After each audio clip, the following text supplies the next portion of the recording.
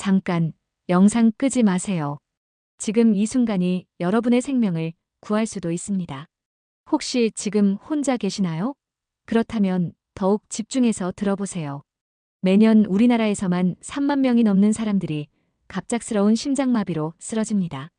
그중 70%는 혼자 있을 때 발생하죠. 더 충격적인 사실은 뭘까요?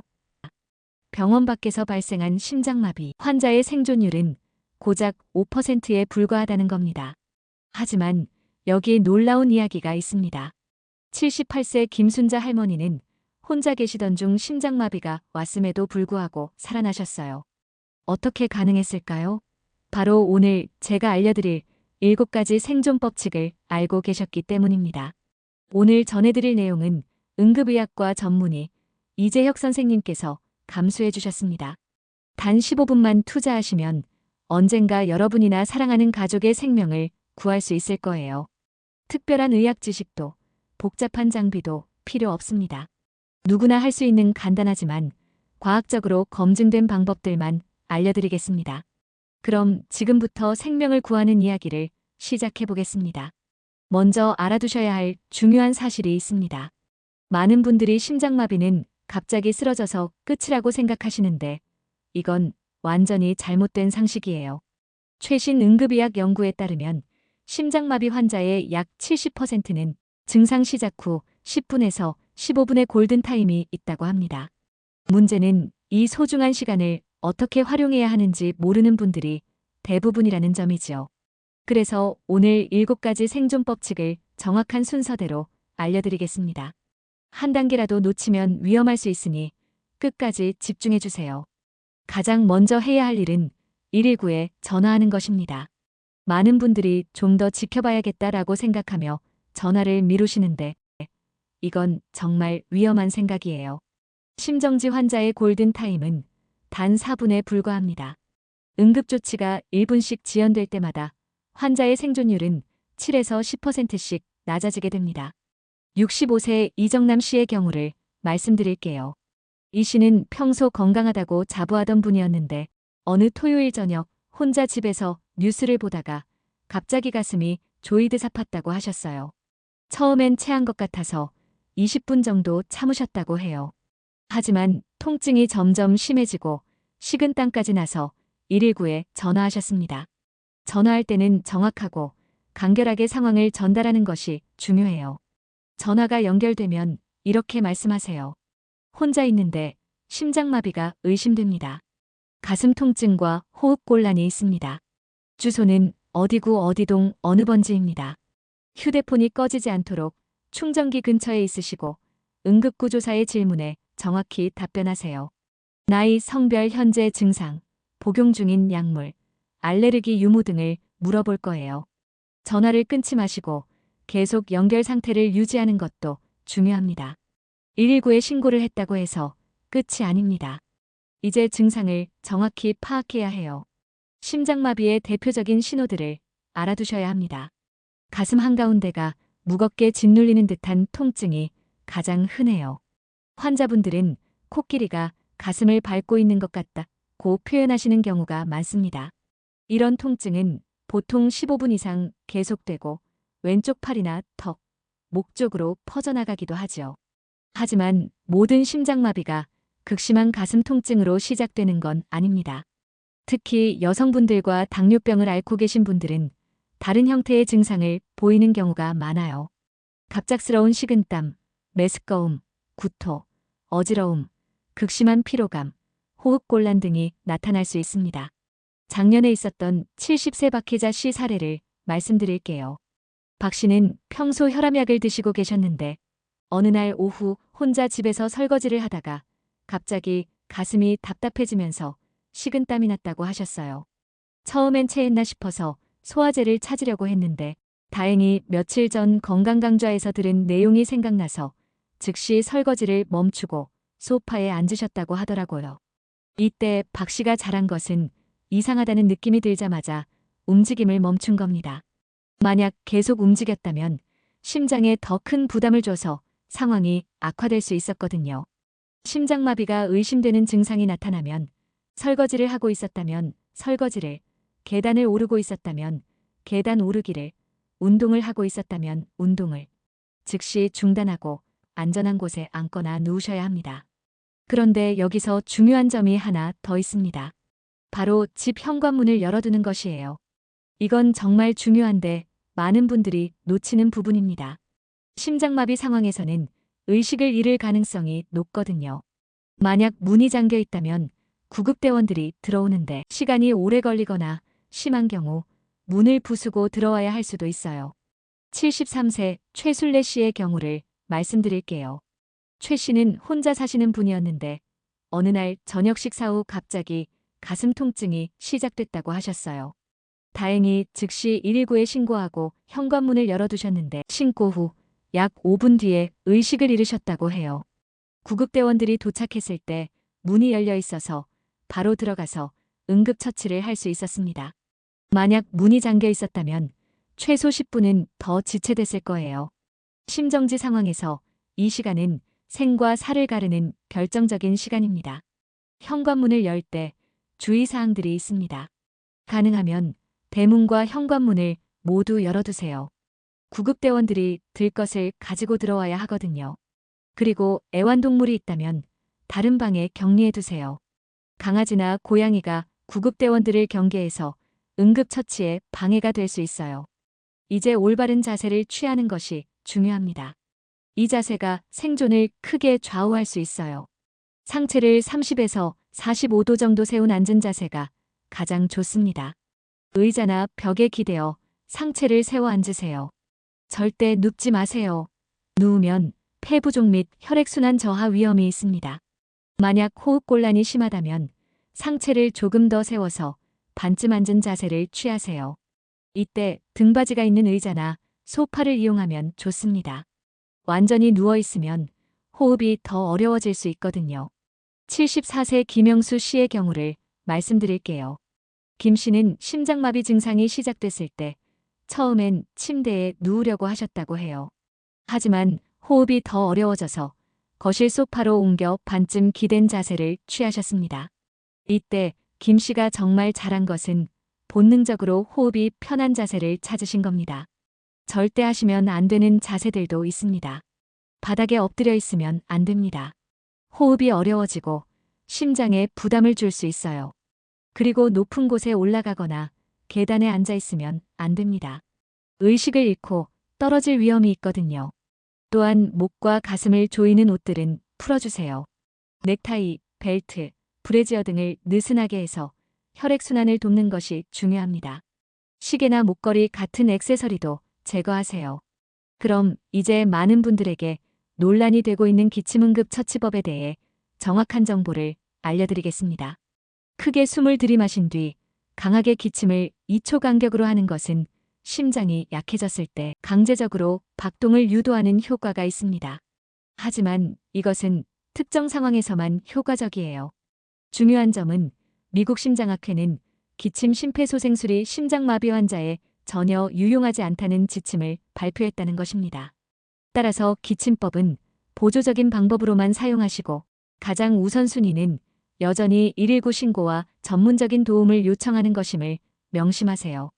만약 의식이 명료하고 호흡이 가능한 상태라면 깊게 숨을 들이마신 후 강하게 기침하는 것을 2초 간격으로 시도해 볼 수 있습니다. 하지만 이것만 믿고 다른 응급처치를 소홀히 해서는 절대 안 됩니다. 다음으로 중요한 것은 평소 복용하던 심장 관련 약물이 있다면 즉시 복용하는 것입니다. 특히 협심증으로 니트로글리세린을 처방받아 드시는 분들은 이 약을 혀 밑에 넣고 녹여 드세요. 니트로글리세린은 혈관을 확장시켜서 심장으로 가는 혈류를 개선해주는 약입니다.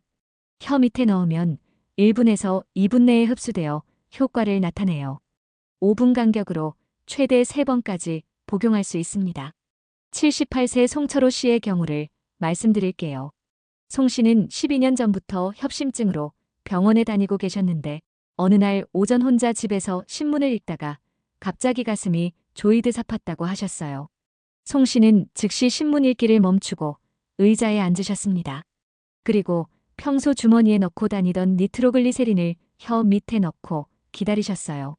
약 2분 후 통증이 조금 나아지긴 했지만 완전히 사라지지 않아서 5분 후에 한 번 더 복용하셨습니다. 이때 송 씨가 정말 잘한 것은 평소 처방받은 대로 정확히 복용한 겁니다. 아스피린이 있다면 씹어서 복용하세요. 아스피린은 혈전 형성을 억제해서 막힌 혈관을 뚫는데 도움이 됩니다. 이때 주의할 점은 아스피린 알레르기가 있거나 위궤양이 있는 분들은 드시면 안 된다는 겁니다. 하지만 평소 심장약을 드시지 않는 분들은 함부로 약을 드시면 안 됩니다. 특히 남의 약을 빌려 드시는 것은 절대 금물이에요. 마지막으로 가장 중요한 것은 움직이지 않고 올바른 호흡을 유지하는 것입니다. 이 단계가 생존에 가장 직접적인 영향을 미칩니다. 심장마비 상황에서는 심장이 제대로 펌프질을 하지 못해서 몸 전체에 산소 공급이 부족해집니다. 이때 올바른 호흡법으로 최대한 많은 산소를 폐로 공급하는 것이 중요해요. 호흡법은 이렇습니다. 코로 천천히 4초간 숨을 들이마시세요. 그 다음 입으로 6초간 천천히 내쉬세요. 이걸 사육호흡법이라고 합니다. 이렇게 하면 심박수가 안정되고 혈압도 떨어져서 심장 부담을 줄일 수 있어요. 호흡할 때 가슴이 아니라 배가 움직이도록 하는 복식 호흡을 하세요. 손을 배 위에 올리고 숨을 들이마실 때 손이 올라오도록 하면 됩니다. 이렇게 하면 더 많은 산소를 폐로 보낼 수 있어요. 67세 조순희 씨의 경우를 말씀드릴게요. 조 씨는 25년 전부터 요가를 배우셔서 호흡법을 잘 아시는 분이었어요. 심장마비 증상이 시작됐을 때 평소 배우신 호흡법을 그대로 적용하셨다고 해요. 구급차가 도착했을 때 조 씨는 의식이 명료하셨고 맥박도 비교적 안정되어 있었습니다. 이때 절대 하시면 안 되는 행동들이 있습니다. 돌아다니거나 걸어다니면 안 됩니다. 심장에 더 큰 부담을 주거든요. 그리고 물을 마시면 안 됩니다. 의식을 잃으면 기도로 넘어가서 질식할 위험이 있어요. 토하고 싶어도 참으려고 하지 마세요. 토할 것 같으면 고개를 옆으로 돌려서 기도로 넘어가지 않게 하세요. 구급차가 도착할 때까지 계속 의식을 유지하려고 노력하세요. 가족이나 응급구조사와 대화를 나누고 자신의 상태를 계속 체크해 보세요. 지금 통증은 어떤지, 호흡은 괜찮은지, 이런 것들을 스스로 확인해 보는 것이 도움이 됩니다. 지금까지 7가지 생존 법칙을 알려드렸는데 여기서 끝이 아닙니다. 평소에 미리 준비해둬야 할 황금 설정이 있습니다. 바로 스마트폰의 의료정보 설정이에요. 아이폰을 사용하시는 분들은 건강 앱에서 의료정보를 설정해 두세요. 삼성 안드로이드 폰은 응급정보를 설정해 두시면 됩니다. 여기에 본인의 혈액형, 알레르기 정보, 복용 중인 약물, 기존 질병, 응급연락처 등을 입력해 두세요. 이 정보는 폰이 잠겨 있어도 응급 상황에서 접근할 수 있게 설정할 수 있어요. 구급대원들이 현장에서 즉시 확인해서 적절한 응급처치를 할 수 있거든요. 80세 정혜수 씨는 이 설정 덕분에 생명을 구한 경우입니다. 의식을 잃은 상태로 발견됐는데 구급대원이 휴대폰의 의료정보를 확인해 보니 와파린이라는 혈액응고 억제제를 복용 중이라고 되어 있었어요. 덕분에 병원에서 적절한 치료를 받을 수 있었습니다. 만약 가족이나 이웃에게 연락할 수 있다면 그것도 좋은 방법입니다. 혼자 있는 상황에서 누군가가 곁에 있어주는 것만으로도 심리적 안정에 큰 도움이 됩니다. 가족에게 연락할 때는 간단 명료하게 지금 심장마비가 의심되어서 119에 신고했다. 빨리 와달라고 말하면 됩니다. 또한 평소에 응급 연락망을 정해두시는 것도 좋습니다. 휴대폰에 긴급 연락처를 응급연락 아들, 응급연락 딸 이런 식으로 저장해 두시면 응급 상황에서 구급대원들이 가족에게 연락할 수 있어요. 냉장고나 현관 앞에 응급 연락처를 적어둔 종이를 붙여두시는 것도 좋은 방법입니다. 의식을 잃은 상황에서 구급대원들이 쉽게 찾을 수 있거든요. 또 하나 놓치기 쉬운 부분이 체온 관리입니다. 심장마비 때는 혈액순환이 나빠져서 체온이 떨어질 수 있어요. 담요나 이불로 몸을 덮되 너무 무겁지 않은 것으로 선택하세요. 몸을 따뜻하게 유지하는 것이 혈액순환에 도움이 됩니다. 인터넷에 떠도는 잘못된 응급처치법들도 주의하셔야 합니다. 특히 강한 기침만 하면 심장마비를 치료할 수 있다는 잘못된 정보가 있는데 이는 의학적으로 검증되지 않은 방법입니다. 기침은 보조적인 방법일 뿐이고 가장 중요한 것은 전문적인 의료진의 도움을 받는 것입니다. 또한 찬물을 마시면 도움이 된다거나 목을 주무르면 좋다는 등의 근거 없는 방법들도 있는데 이런 것들은 오히려 위험할 수 있으니 절대 따라하지 마세요. 마지막으로 충격적인 통계 하나를 알려드릴게요. 우리나라에서 병원 밖에서 발생하는 심장마비 환자의 생존율은 고작 5% 정도입니다.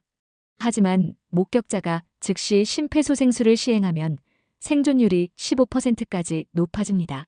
더 놀라운 사실은 오늘 알려드린 체계적인 대응을 했을 때 생존율이 30% 이상까지 올라간다는 것입니다.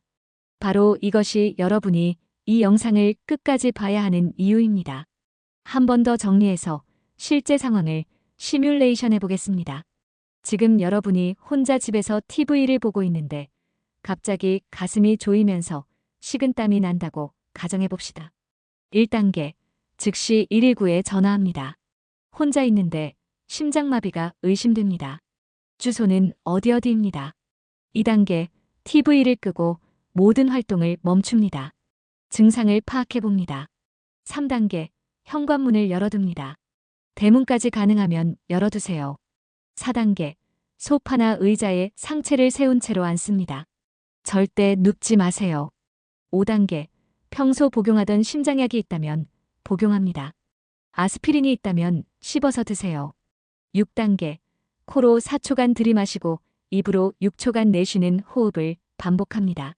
7단계, 의식을 유지하며 구급차를 기다립니다. 가능하다면 가족에게 연락합니다. 이 7단계만 차근차근 따라하시면 생존 확률을 크게 높일 수 있습니다. 여러분, 이 7가지 방법은 단순해 보이지만 실제로는 수많은 임상 연구와 응급의학 데이터를 바탕으로 만들어진 생명을 구하는 과학적 방법들입니다. 심장마비를 목격한 사람이 즉시 응급처치를 시행하게 되면 그렇지 않은 경우에 비해 심장마비 환자의 생명을 구할 수 있는 확률이 3배 이상 높아집니다. 지난 수십 년간 수많은 심장마비 환자들을 치료한 의료진들이 깨달은 것이 있습니다. 의학기술이 아무리 발달해도 초기 대응이 가장 중요하다는 거예요.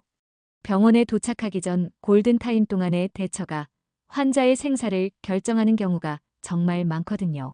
특히 혼자 계시는 어르신들께서는 이런 정보를 꼭 알아두셔야 합니다. 가족이 함께 있다면 도움을 받을 수 있지만 혼자 계실 때는 본인이 스스로를 구해야 하거든요. 83세 안동수 씨도 그런 경우였습니다. 혼자 사시는 분이었는데 어느 날 밤 10시경 심장마비 증상이 시작됐어요. 다행히 며칠 전 손녀에게서 들은 응급처치법을 기억하고 계셔서 차근차근 따라하셨습니다. 119 신고, 문 열기, 올바른 자세 취하기까지 완벽하게 하셔서 무사히 구조됐어요.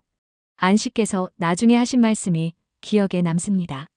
그 순간에는 무서움보다는 내가 할 수 있는 일들을 차근차근 해보자라는 생각이 들더라고요. 그게 오히려 마음을 진정시키는데 도움이 됐어요. 맞는 말씀입니다. 이런 응급 상황에서는 당황하지 않고 체계적으로 대처하는 것이 중요해요. 평소에 이런 방법들을 머릿속에 정리해 두시면 실제 상황에서 침착하게 행동할 수 있습니다. 그런데 여기서 강조하고 싶은 것은 예방의 중요성입니다. 심장마비의 위험 요인들을 미리 관리하시는 것이 가장 좋은 방법이에요.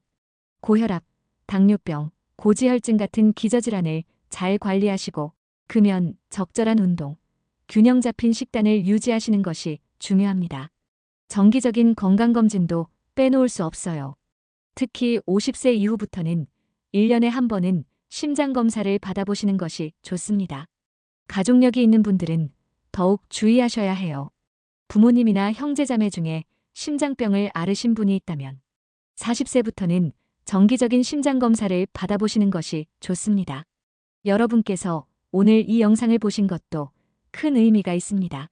지식은 생명을 구합니다. 혹시 주변에 혼자 사시는 어르신들이나 심장질환 위험이 있는 분들이 계시다면 오늘 배운 내용을 꼭 전해주세요. 혹시 비슷한 상황을 겪으신 분이나 이런 응급처치로 도움을 받으신 분들의 이야기도 댓글로 들려주세요. 서로의 경험을 나누다 보면 더 많은 분들에게 도움이 될 수 있을 거예요. 그리고 이 영상이 도움이 되셨다면 좋아요 버튼을 눌러주시고 구독도 해주세요. 앞으로도 여러분의 건강한 생활에 도움되는 건강 정보들을 계속 전해드리겠습니다. 여러분 모두 건강하시고 오늘 배운 내용이 실제로 필요한 상황이 오지 않기를 바라지만 만약 그런 순간이 온다면 당황하지 마시고 오늘 배운 7가지 단계를 차근차근 따라해 보세요. 첫 번째, 즉시 119에 전화. 두 번째, 모든 활동을 멈추고 증상 파악. 세 번째, 현관문을 열어두기. 네 번째, 올바른 자세로 안정 취하기. 다섯 번째, 필요시 기침을 통한 보조 처치. 여섯 번째, 평소 복용약물이 있다면 즉시 복용. 일곱 번째, 올바른 호흡법으로 끝까지 버티기.